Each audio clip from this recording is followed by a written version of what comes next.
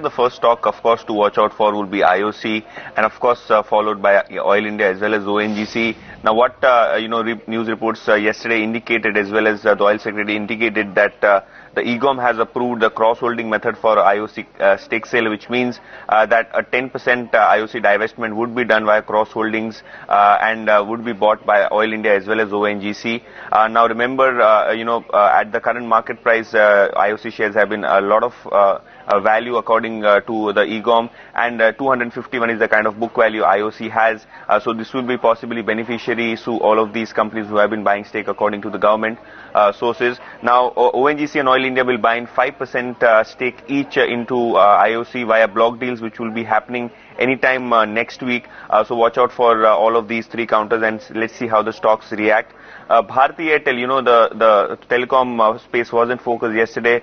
Most of the stocks were down 4-5%, but there is also M&A news attached, wherein Loop Mobile, earlier there were news reports that Vodafone is looking to buy Loop Mobile, but now what the news reports have been suggesting is that Bharti Airtel is the front runner to acquire Loop Mobile, and if the acquisition really goes through, this will be beneficiary to Bharti Airtel in terms of the subscriber addition that it gets from the Loop network.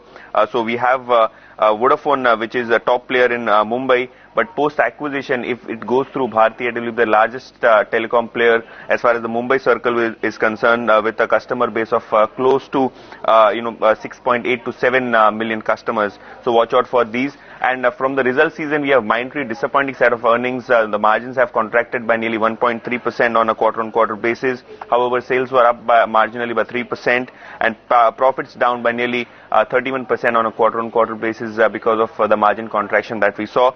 Rallies, strong set of earnings. We have good monsoons which have cheered up most of these agri-related stocks. So profits have been almost higher by 38% on a year-on-year basis. Growth Finance, this is a subsidiary of HDFC, and watch out for this one. We have seen the profit growth of nearly 22% and income growth of 30% on a year-on-year basis. And finally, from the FMCG space, KRBL, a prominent rice player, sales gaining momentum by nearly 40%, and PAT growing at almost 242% at 71 crores versus 20 crores on a year-on-year basis. A strong realization seen in the Basmati segment, and that is the reason why we saw such a big profit surge for KRBL.